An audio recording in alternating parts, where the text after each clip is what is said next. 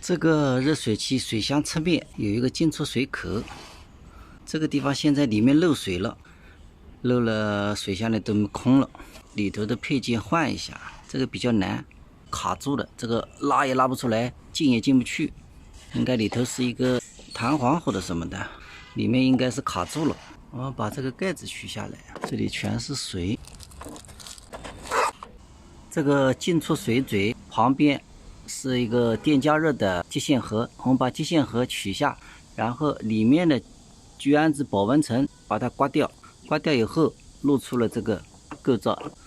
这个里头是一个弹簧片，卡住了这个不锈钢水嘴，然后一定要用专用的工具把那个弹簧片取下来，取下来以后这个水嘴拿掉，才可以更换里面那个红色密封圈。我们找了一大堆工具，这个通通不要，看看这个能解决问题，看看这一把它能不能帮我们解决问题。修好了它就是工程啊，在我们动手看啊。在这个地方空间比较小，取下来了，要换里面的密封圈。现在我们拆这个，你剪个信号线带段看丝，信号线嘛弄个1米就好了。水嘴的尾部用一个细线把它捆好，不捆好的话拿不到啊。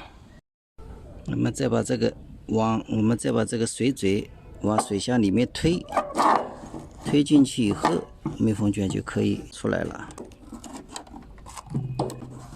不要推得太离啊，然后这个就都出来了。它是里头一个密封圈老化了，老化以后漏水，弄新密封圈换进去。我们看一下密封圈，这个是30直径的密封圈，它是专用的，再穿进来。弹簧片是里面，弹簧片在外面，对，这样穿进去。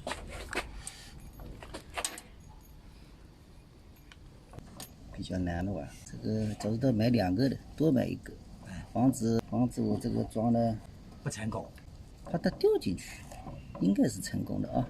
我这个老师傅来没拍个照片，你都是扔。密封圈已经很顺利的卡入卡槽，在我们把这个白线轻轻的拉，把那个丝嘴从那个密封圈里头拉出来，一定要轻。好了，弹簧片呢？在这里有了，在这个不锈钢水嘴往外拉，等拉出卡槽，可以明显看得到里头卡槽的时候，再把垫片压紧密封圈，新的它比较紧，在我们用专用工具把这个弹簧片卡到卡槽里头，就差不多了。现在水箱正在上水，我们在这里观察个10分钟。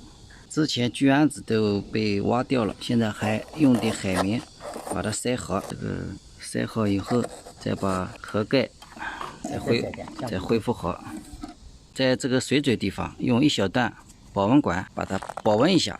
好了，今天的视频就分享到这里，谢谢各位朋友们观看，再见。